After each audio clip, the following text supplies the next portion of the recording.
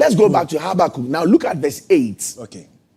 9, 10, and 11. Okay. So Habakkuk 2. Now, he says, because you have plundered many nations, the peoples who are left will plunder you. For you have shed man's blood. You have destroyed lands and cities and everyone in them. 9. Woe to him who builds his realm by unjust gain, to set his nest on high, to escape the clutches of ruin. Read that in the King James, okay, so that it comes out very well. So 9 KJV. Woe to him that coveteth an evil covetousness to his house, that he may set his nest on high, that he may be delivered from the power of evil.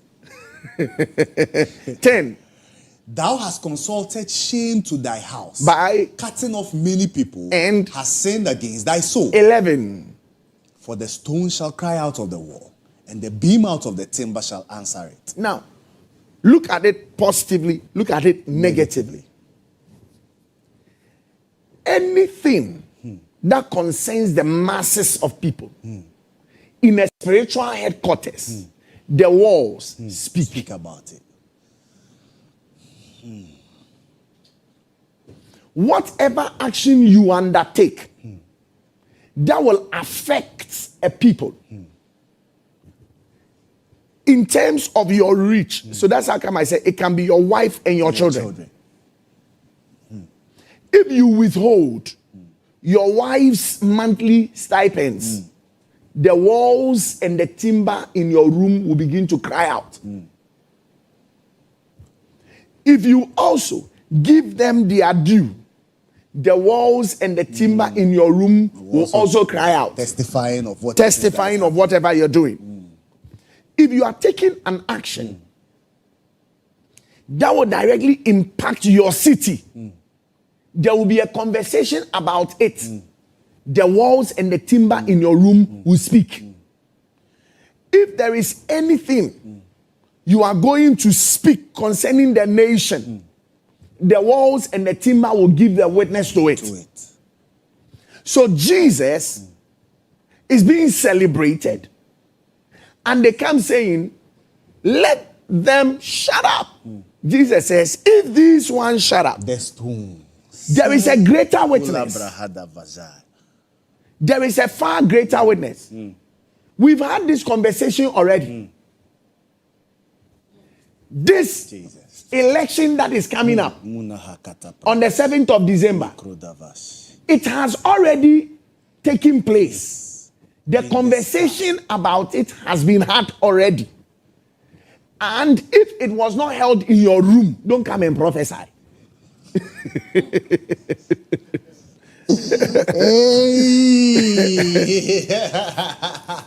So, if for whatever it is, now, yes, picking it from all you've said, each individual has a reach and a sphere of his influence. So you are the head of a family as a man. Based on how much you've built that manifest presence and the potential of that location, the witness of the walls and the stones attests to whatever activity that you undertake, whether it is positive or negative. 100%. So you rise from that rank and say to a town, to a city. Then you are looking at a nation. Now, in whatever sphere, the controller general of that sphere, being the individual, has information. You are privy to information that concerns the sphere. So the moment you are in a place, so you are speaking as a prophet, you are in a place where your speech concerning a particular issue yes, on the mass of people in a nation didn't come by discussions. It came by probably you seeing a vision, you seeing something. Then you have to know how to speak about it as a prophet. Masa, at the end one thing wa wo dem a e ma meka ho asem. Jina wa so dem na say come kire o members no. Don't come public. You are dealing with entities you don't even know. 1 Kings 18, so that you will get what I'm saying. 18. Are you ready? Yes, Papa. Verse 15 to 16. So, 1 Kings 18, 15. And Elijah said, as the Lord of hosts liveth, before whom I stand. 1 Kings 19. We'll deal with 18, 15. Okay. Now, let's deal with 1 Kings 19. Why Elijah kept doing these things. Okay. Now, watch 19, 15 to 16. When we are done, we'll go to 18, 15 to 16. Okay, Papa. So 19, 15, 16. Uh-huh. And the Lord said unto him, Go. Return on thy way to the wilderness of Damascus. And when thou comest, anoint Hazael to be king over Syria. Anoint Hazael to be king over Syria. And Jehu, the son of Nimshi, shalt thou anoint to be king over Israel. And Elisha, the son of Shaphat, of Abel Meholah, shalt thou anoint to be prophet in where? thy room.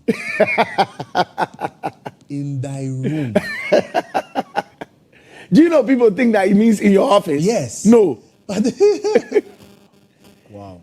Give him the advantage of your room. Of the your headquarters should shift. Should shift. You are leaving. There's a place you operate from. You shall anoint him to be prophet in your room. So there are prophetic rooms Where each prophet where walls and timbers witness to whatever the prophet is about to say. This is where when you're ding, ni na ebe jina o. Enye matese. Obe from sisi ya o. Obe from. You have to understand that these are delicate grounds. These are things that without understanding and without your actual being in those offices, you make so many mistakes. And like we saw in Habakkuk, shame on your house. Ukra utim. Ohini na utim no. Uhuno no ho ade da. Na so be say o shem come about president. And then ukra utim. Unke Bibian for mayor of Accra ho da. Na so be say o shem come about president. Sorry, I'm laughing, man. So assemblyman kra no wasem kra. Uwi. Near ya say we are hearing no makra.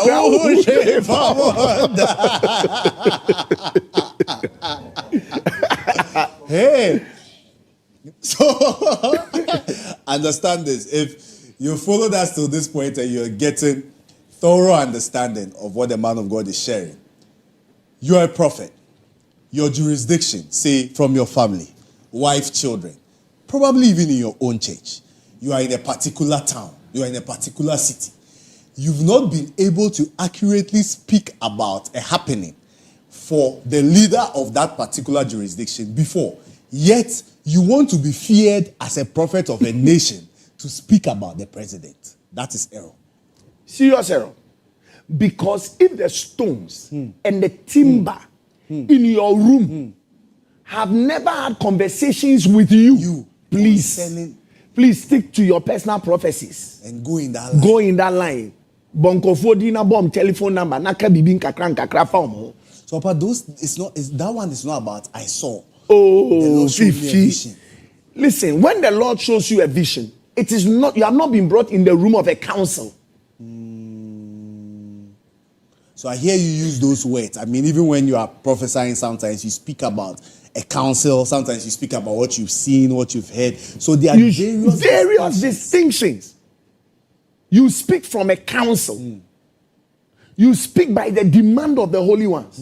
You are speaking from the room of the watchers.